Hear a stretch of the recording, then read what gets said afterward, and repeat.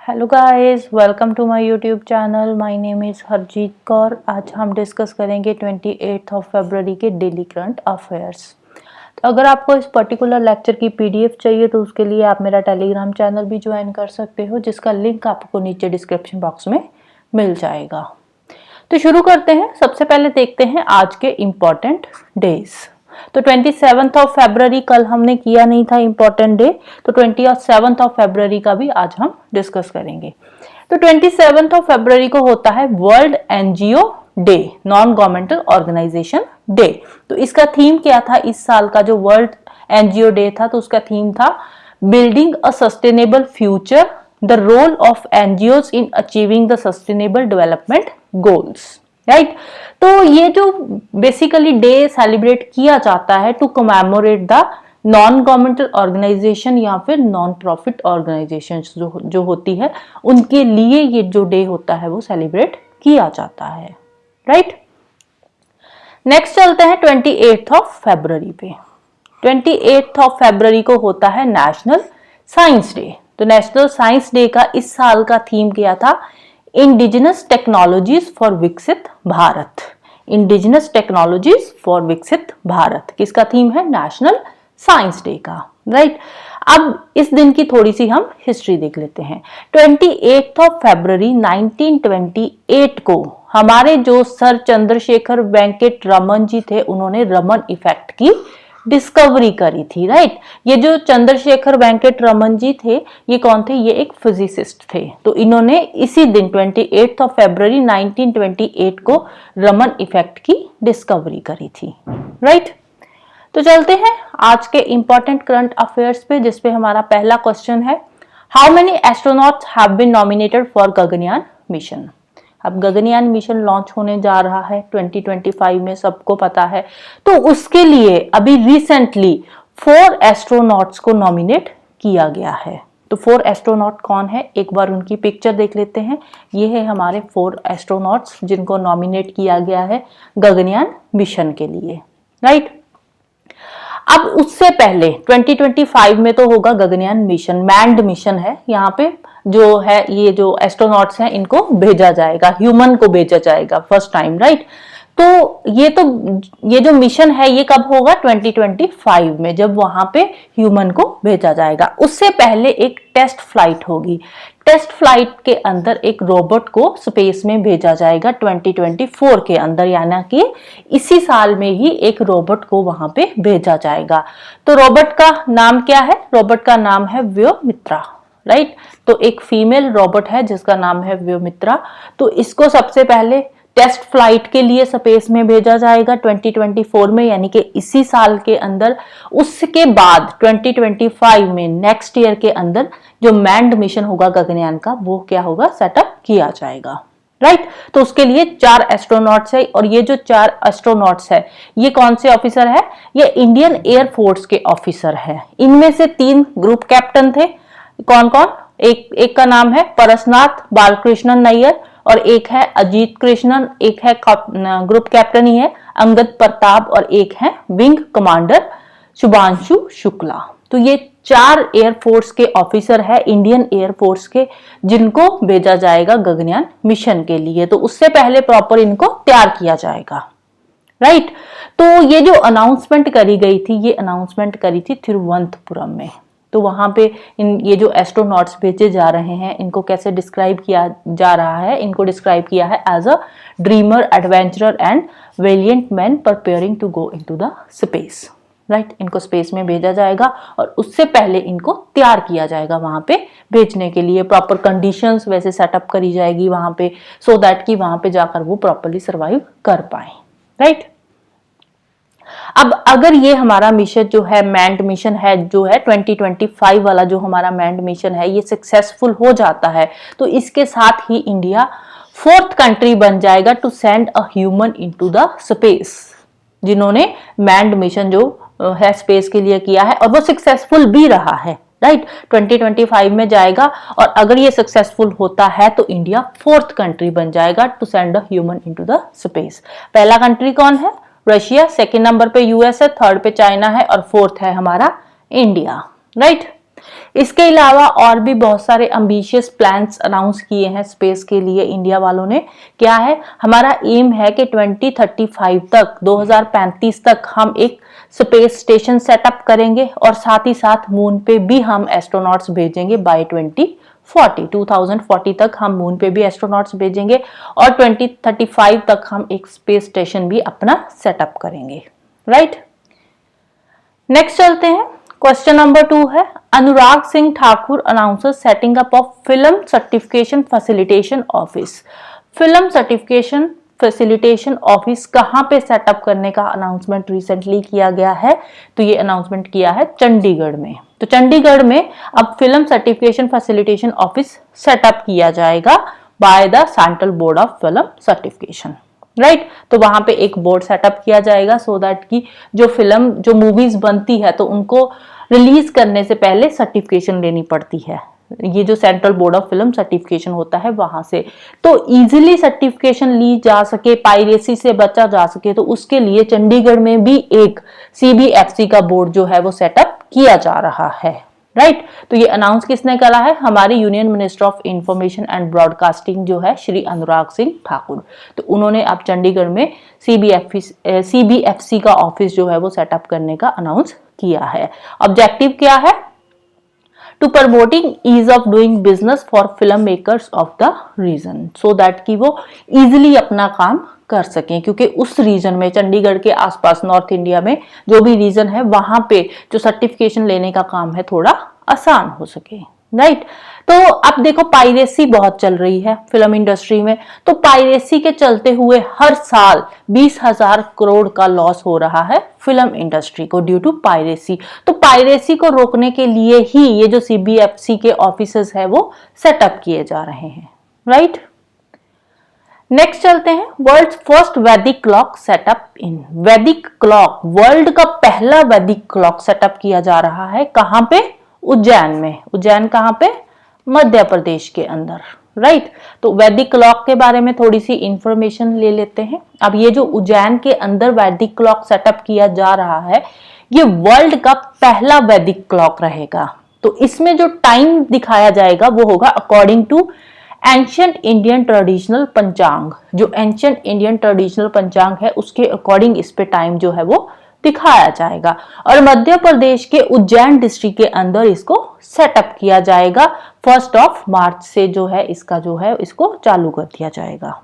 Right, और ये जो वैदिक क्लॉक लगाया जा रहा है, जिस टावर पे लगाया जा रहा है उसकी हाइट है 85 फुट। राइट, और उज्जैन के अंदर कहां पे लगाया जा रहा है? जंतर मंतर में। राइट, जंतर मंतर कहां पे है? Adjacent to the government Jiwaji observatory. Government Jiwaji observatory के साथ जो जंतर मंतर है उज्जैन के अंदर, वहां पे ये जो वैदिक क्लॉक है वो लगाया जा रहा है ऑन 85 फुट टावर। राइट, इसके अलावा ये जो क्लॉक है ये एक बहुत ही यूनिक क्लॉक होगा। इसके ऊपर वैदिक हिंदू पंचांग की पूरी इंफॉर्मेशन होगी, प्लैनेटरी पोजीशंस के बारे में पूरी इंफॉर्मेशन आएगी, मुहूर्त, एस्ट्रोलॉजिकल कैलकुलेशंस, प्रेडिक्शंस, इसके साथ साथ जो इंडियन स्टैंडर्ड टाइम है वो भी यहाँ पे दिखाया जाएगा और जो ग्रीनविच मीन टाइम है वो भी यहाँ पे शो किया जाएगा। मतलब एंशिएंट टाइम तो होगा ही, साथ ही साथ इंडियन स्टैंडर्ड टाइम भी यहाँ पे शो होगा और ग्रीनविच मीन टाइम भी शो होगा। मुहूर्त, प्लैनेटरी पोजीशंस, हिंदू पंचांग, एस्ट्रोलॉजिकल कैलकुलेशंस, प्रेडिक्शंस वगैरह, ये सारी चीजें यहाँ इसके ऊपर जो है इंफॉर्मेशन वो दिखाई जाएगी। राइट, अब जो टाइम की कैलकुलेशन होगी वो किसके बेसिस पे होगी? ये होगी from one sunrise to the next. जैसे आज सुबह जब सनराइज होगा तब से इसका डे स्टार्ट होगा और नेक्स्ट डे सनराइज पे इसका डे खत्म हो जाएगा। Right, sunrise, one sunrise to next sunrise इसका जो होगा डे होगा। जैसे हमारा जो नॉर्मल टाइम चलता है इंडियन स्टैंडर्ड टाइम, उसमें क्या होता है रात के 12 बजे से 12 बजे तक का 24 घंटे का टाइम होता है। तो इसका टाइम होगा अर्ली मॉर्निंग सनराइज से लेकर next day early morning sunrise तक का इसका डे होगा और इसका जो टाइम पीरियड होगा उसको 30 पार्ट्स में डिवाइड किया जाएगा, मतलब 30 आवर्स का होगा। यहाँ पे नॉर्मल अपने हमारे क्या होते हैं 24 आवर्स होते हैं नॉर्मल हमारे जो डे के होते हैं according to Indian standard time, लेकिन यहाँ पे कितना होगा, यहाँ पे 30 आवर्स का टाइम पीरियड होगा। और जो 1 आवर होगा that is equals to 48 minutes. 1 घंटा इनका 48 मिनट्स का रहेगा और पूरा दिन 30 आवर्स का रहेगा। तो जो इंडियन स्टैंडर्ड टाइम है उसके अकॉर्डिंग 1 आवर कितने मिनट्स का होता है, 60 मिनट्स का होता है, लेकिन यहाँ पे जो 1 आवर होगा वो 48 मिनट्स का रहेगा, राइट। नेक्स्ट चलते हैं, mobile world conference 24 held in. अभी रिसेंटली मोबाइल वर्ल्ड कॉन्फ्रेंस चल रही है, तो कहां भी ये हो रही है, ये हो रही है स्पेन के अंदर। स्पेन में कहां पे, बार्सिलोना में। स्पेन में कहां पे है, बार्सिलोना में।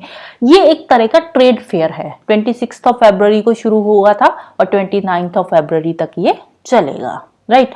This is one of the largest annual trade fair for the mobile technology. Mobile technology का एक बहुत बड़ा ये ट्रेड फेयर है, one of the largest trade fair है। जो बड़े बड़े ट्रेड फेयर्स होते हैं उनमें से एक ये ट्रेड फेयर है हमारा mobile technology and development industry sector का, राइट। नेक्स्ट है हमारी fast bowler Neil Wagner retired from the international cricket. Recently जो नील वैगनर है इन्होंने रिटायरमेंट ले ली है इंटरनेशनल क्रिकेट से। तो ये कौन सी कंट्री को बिलोंग करते थे, तो ये थे न्यूजीलैंड के। 34 इयर्स की इनकी एज थी जब इन्होंने रिटायरमेंट ली है, राइट। नेक्स्ट है Vantara to rescue care for injured animals launched by. ये एक वंतारा क्या है, वंतारा एक स्कीम है जो रिसेंटली लॉन्च की गई है to rescue and care for injured animals. जो एनिमल्स इंजर हो चुके हैं due to various reasons like accidents हो गया या फॉरेस्ट फायर की वजह से या किसी बीमारी की वजह से वो पड़े हैं, दर्द में है, तो उनकी केयर के लिए, उनके रेस्क्यू के लिए ये जो वंतारा प्रोग्राम है ये लॉन्च किया गया है। किसने लॉन्च किया है, तो इसको लॉन्च किया है रिलायंस इंडस्ट्रीज ने एनिमल्स के लिए। एलिफेंट, टाइगर्स, बड़े बड़े एनिमल्स भी इसके अंदर इंक्लूडेड होंगे, राइट। नेक्स्ट है खेलो इंडिया विंटर गेम्स से रिलेटेड न्यूज। खेलो इंडिया विंटर गेम्स खत्म हो चुके हैं, 2 फेजेस में ये हुए थे। फर्स्ट फेज जो थी वो 2 फरवरी से लेकर 6 फरवरी के बीच में लेह लद्दाख के अंदर हुआ था, और जो सेकंड फेज थी वो 21 से लेकर 25 फरवरी के बीच में हुई थी गुलमर्ग, जम्मू एंड कश्मीर के अंदर, राइट। पहले भी हम 1-2 बार डिस्कस कर चुके हैं, 2 फेजेस में ये हुआ है। फर्स्ट फेज फरवरी 2 to 6 थी, second phase 21 to 25। First phase Leh Ladakh के अंदर हुई थी और second phase Gulmarg, Jammu and Kashmir के अंदर। ये जो नेम्स है इनके सिटीज के ये याद रखने हैं, Leh Ladakh, Gulmarg, Jammu and Kashmir, second phase, right. तो अभी इनके रिजल्ट्स अनाउंस हो चुके हैं खेलो इंडिया विंटर गेम्स के।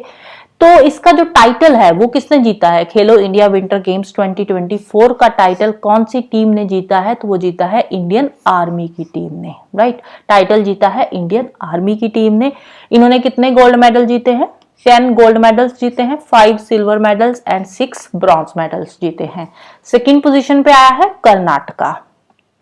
कर्नाटका ने 9 गोल्ड मेडल्स जीते हैं और 2 सिल्वर मेडल्स जीते हैं, राइट। तो मेडल टैली भी यहाँ पे दे रखी है। टोटल मेडल्स कितने हैं, आर्मी को टोटल 21 मेडल्स मिले हैं, जिसमें से 10 gold, 5 silver and 6 bronze. Basically important first second position वाले ही होते हैं, सारे नहीं होते। ज्यादा से ज्यादा आप फर्स्ट 3 पोजीशंस याद कर सकते हो या फिर सबसे लास्ट वाली पोजीशन, राइट। तो ज्यादा रट्टा लगाने की जरूरत नहीं है, एक बार मोटा मोटा देख लेना, ओके। नेक्स्ट है India first septic tank manhole cleaning robot. अब इंडिया में पहला ऐसा रोबोट बन गया है जो कि टैंक, मैनहोल्स वगैरह जो होते हैं उनको भी साफ करेगा। पहला septic tank manhole cleaning robot तैयार हो चुका है, राइट। अब इसके अंदर क्या ये ऑफर कर रहा है, end to end solutions to eliminate manual sequencing. जो मैनुअल काम होते थे अब उसकी जगह पे ये सारे काम कौन करेगा, ये रोबोट करेगा। इसके साथ ही जो हमारा स्वच्छता अभियान चल रहा है उसको भी स्ट्रेंथन करेगा, क्योंकि इससे जो क्लीनिंग का काम है ज्यादा इजीली भी हो जाएगा और अच्छे तरीके से भी होगा और कॉस्ट भी हमारी कम आएगी। अभी हमारी जो कंट्री है, कंट्री के कुछ हिस्सों तक, कुछ सिटीज तक ये जो रोबोट है वो पहुंच चुका है। और ये जो टेक्नोलॉजी यहाँ पे यूज हो रही है उसका नाम है होमोसेप एटम्स। जिस टेक्नोलॉजी के थ्रू ये काम हो रहा है साफ सफाई का, उस टेक्नोलॉजी का नाम क्या है, होमोसेप एटम, राइट। इसको किसने डेवलप किया है? Developed by the startup incubated in the, किसने किया है? Department of science and technology and business technology business incubator of IIT Madras. Department of science and technology and technology business incubator of IIT Madras. तो ये जो दोनों institutes हैं, इन्होंने मिलकर इस रोबोट को बनाया है सो दैट कि जो मैनुअल क्लीनिंग मेथड्स है उनको हम रोबोटिक क्लीनिंग मेथड्स में ट्रांसफॉर्म कर सके, राइट। जो मैनुअल काम पहले होते थे, अब वो सारे काम कौन करेगा? ये जो रोबोटिक टेक्निक इन्होंने होमोसेप एटम, ये जो टेक्निक इनकी डिस्कवरी करी है, उसके थ्रू अब सारे काम ये होंगे, राइट। अब इसमें क्या है, ये जो रोबोटिक टेक्निक है ये अभी तक 16 सिटीज तक पहुंच चुकी है। इंडिया के अलग अलग जगह तक 16 सिटीज तक ये पहुंच चुकी है, और भी अभी बहुत काम बाकी है। ये है होमोसेप, जो भी ये टेक्नोलॉजी इन्होंने बनाई है प्रॉपर, ये जो है रोबोटिक मशीन जो सेटअप करी है, ये इस तरह की है कुछ। तो इससे अलग अलग तरह के काम होते हैं। पहले जैसे हम अलग अलग सीवरेज का काम करना है, सॉलिड वेस्ट मैनेजमेंट का काम करना है, या सक्शन का, तो हम क्या करते थे? अलग अलग डिवाइसेस यूज करते थे। तो अब ये सारे जो काम है ये एक ही डिवाइस करेगा, राइट। जैसे कि एक्सटेंसिव ब्लेड क्लीनिंग का काम है, सॉलिड वेस्ट डिसिल्टिंग का काम है, सक्शन का काम है, स्टोरेज का काम है, ये सारे काम ये एक ही डिवाइस करेगा। पहले क्या था, हमें अलग अलग डिवाइस जो थे वो लगाने पड़ते थे हर एक काम के लिए। तो अब सारे काम एक ही डिवाइस करेगा, ये जो होमोसेप नाम का रोबोट तैयार किया गया है, राइट। तो इससे क्या होगा? इससे जो कॉस्ट थी पहले, मल्टीपल एसेट्स, अलग अलग हम मशीन्स डिवाइसेस लेते थे, उसकी कॉस्ट ज्यादा पड़ती थी। तो ये एक ही डिवाइस है, तो इससे हमारी कॉस्ट भी कम होएगी और साथ ही साथ क्लीनलीनेस भी बढ़ेगी। जैसे सीवर्स वगैरह है, वहां पे क्लीनलीनेस भी इससे बढ़ेगी, राइट। नेक्स्ट है Texas top academic award received by the Indian origin American. Texas का जो टॉप एकेडमिक अवार्ड है वो इस साल किसको मिला है? इंडियन ओरिजिन अमेरिकन को। साउथ इंडिया के हैं ये अशोक विरागवन, जो कि एक Indian origin computer original engineer है, राइट। कौन है ये? इंडिया के कंप्यूटर इंजीनियर एंड प्रोफेसर है, जिनको अभी रिसेंटली ये अवार्ड दिया गया है। नाम क्या है अवार्ड का? Edith and Peter O'Donnell engineering award. ये टेक्सास का one of the top academic award है, राइट। टेक्सास का one of the top academic award है जो इंडियन ओरिजिन अमेरिकन को इस साल दिया जा रहा है। तो नाम याद रखना है, अशोका विरागवन इनका नाम है, जिनको दिया गया है, इंजीनियरिंग की कैटेगरी में दिया गया है। कंप्यूटर इंजीनियर थे तो ऑब्वियसली इंजीनियरिंग की कैटेगरी में ही मिलेगा विरागवन को। तो अब इस साल का जो इंजीनियरिंग प्राइज है वो इनको दिया गया है। अब किस लिए दिया गया है? इन्होंने किस चीज की डिस्कवरी करी है? इन्होंने अपनी टीम के साथ मिलकर एक ऐसी इमेजिंग टेक्नोलॉजी बनाई है, एक रेवोल्यूशनरी इमेजिंग टेक्नोलॉजी बनाई है जिससे कि इनविजिबल को विजिबल बनाया जा सकता है। तो इसके लिए ही इनको ये अवार्ड जो है वो दिया जा रहा है, राइट। ये है हमारे अशोक विरागवन जी। तो इनको ये, अब इस प्राइज के बारे में थोड़ा सा, ये जो अवार्ड है टेक्सास का, इसके बारे में थोड़ा सा हम देख लेते हैं। ये जो अवार्ड है ये एनुअली दिया जाता है to outstanding researchers in the state who have made ground breaking contribution in. ये किन लोगों को दिया जाता है? जो मेडिसिन फील्ड में, इंजीनियरिंग फील्ड में, बायोलॉजिकल साइंसेस, फिजिकल साइंसेस या टेक्नोलॉजिकल इनोवेशन के फील्ड में जिन्होंने अपनी बहुत ही आउटस्टैंडिंग कंट्रीब्यूशन दी है, उन लोगों को ये अवार्ड जो है एनुअली दिया जाता है। मतलब हर साल ये अवार्ड दिया जाता है जिन लोगों ने कुछ बहुत ही अच्छा काम किया है, आउटस्टैंडिंग कंट्रीब्यूशन दिखाई है ये सारे फील्ड्स के अंदर, राइट। नेक्स्ट है permanent commission to women officers in Indian coast guard. Indian coast guard के लिए अब वुमेन ऑफिसर्स जो है उनके लिए भी अब परमानेंट कमीशन जो है वो उनको मिल सकता है, राइट। इंडियन कोस्ट गार्ड के अंदर पहले विमेन जो होती थी उनको परमानेंट कमीशन में नहीं रखा जाता था, मतलब परमानेंटली उनको वहां पे नहीं रखा जाता था। शॉर्ट सर्विस के लिए सिलेक्ट किया जाता था लेकिन परमानेंट कमीशन में उनकी एंट्री नहीं थी। लेकिन अब परमानेंट कमीशन के अंदर विमेन ऑफिसर्स जो है वो जा सकती है, मतलब उनको परमानेंटली शॉर्ट कमीशन के बाद अपॉइंट किया जा सकता है। तो ये रिसेंटली सुप्रीम कोर्ट ने अपनी ये जजमेंट दी है जिसमें उन्होंने बोला है कि जो परमिशन उन्होंने दे दी है कि जो विमेन ऑफिसर है इंडियन कोस्ट गार्ड के अंदर उनको परमानेंट कमीशन के लिए अपॉइंट किया जाएगा, राइट। तो ये सुप्रीम कोर्ट का ऑर्डर है, सुप्रीम कोर्ट की जजमेंट है जो रिसेंटली अभी दी गई है कि परमानेंट कमीशन में भी अब विमेन ऑफिसर्स आएंगी। इसके साथ ही जो हमारे CJI है, चीफ जस्टिस ऑफ इंडिया है, उन्होंने ये भी बोला है कि women can't be left out, they have to be on board. उनको आप पीछे नहीं छोड़ सकते, उनको आपको परमानेंटली इंडियन कोस्ट गार्ड में लेना ही पड़ेगा। तो ये जजमेंट रिसेंटली इन्होंने दी है। क्यों दी है? इसके लिए पहले एक केस गया था, प्रियंका त्यागी जो कि इंडियन कोस्ट गार्ड के ऑफिसर रह चुकी है प्रियंका त्यागी। तो ये वहां पे शॉर्ट सर्विस कमीशन के लिए पहले गई थी, women short service commission officer थी पहले ये वहां पे, लेकिन बाद में इन्होंने 14 इयर्स तक वहां पे काम किया, 14 इयर्स तक इंडियन कोस्ट गार्ड में काम किया। उसके बाद परमानेंट कमीशन की जब बात आई तो इनको परमानेंट कमीशन में नहीं लिया गया। तो इन्होंने बोला कि women's are not allowed in permanent commission, तो विमेन को हम परमानेंट नहीं कर सकते, शॉर्ट सर्विस कमीशन में रख सकते हैं लेकिन परमानेंट कमीशन में विमेन की एंट्री अलाउड नहीं है। तो इसीलिए इन्होंने एक प्लिया डाला था हमारी सुप्रीम कोर्ट के अंदर, राइट। हमारी सुप्रीम कोर्ट के अंदर इन्होंने एक प्लिया डाला था इसके लिए कि जो विमेन है उनकी परमानेंट कमीशन में एंट्री अलाउड क्यों नहीं है। तो यहाँ पे इन्होंने बहुत बड़ी अच्छी स्पीच भी दी थी। इन्होंने बोला था कि वैसे तो आप बात कर रहे हो नारी शक्ति की, विमेन को आगे लेकर आओ, उनके लिए सोशल सेक्टर स्कीम्स चला रहे हो, लेकिन यहाँ पे एक साइड आप बोल रहे हो कि विमेन को आप परमानेंट कमीशन में अलाउ ही नहीं कर रहे। और ये जो 14 ईयर्स की इन्होंने सर्विस यहाँ पे करी है, 14 इयर्स तक ये वहां पे पायलट रही है, तो इसमें इन्होंने ये जो 14 इयर्स की इनकी सर्विस है इसमें उन्होंने बोला है कि मैंने 300 से भी ज्यादा लोगों की जान बचाई है, राइट। तो ओवरऑल इन्होंने बहुत अच्छा काम किया है इन 14 सालों के अंदर, जो कि नॉर्मली अगर हम बात करें किसी भी सर्विस की, आर्मी, नेवी या एयरफोर्स की, किसी ने इतनी आउटस्टैंडिंग परफॉर्मेंस नहीं दी होगी जो इन्होंने इन 14 सालों में वहां पे परफॉर्मेंस दी है। लेकिन फिर भी इनको परमानेंट कमीशन में नहीं रखा गया। क्यों नहीं रखा गया? उसका रीजन क्या दिया गया कि women are not allowed in the permanent commission. तो इसीलिए इन्होंने सुप्रीम कोर्ट में ये प्लिया डाला था। तो इसके लिए एक बेंच बना था जिसके हेड थे हमारे चीफ जस्टिस DY चंद्रचूड़। 3 जज बेंच था जिसको एड्रेस किया था attorney general R Venkat Ramani ji ने।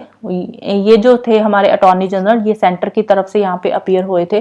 तो यहाँ पे इन्होंने ये भी बात बोली थी कि बहुत सारी फंक्शनल एंड ऑपरेशनल डिफिकल्टीज आती है for granting permanent commission to short service commission officers, कि इनको जब हम परमानेंट कमीशन देते हैं तो उसमें बहुत सारी डिफिकल्टीज भी आगे आती है, तो हम नहीं दे सकते। लेकिन हमारे जो चीफ जस्टिस ऑफ इंडिया है DY चंद्रचूड़ CJI जो है, तो उन्होंने क्या जजमेंट दी कि आप वुमेन को आगे लेकर आओगे, परमानेंट कमीशन में अपॉइंट करोगे।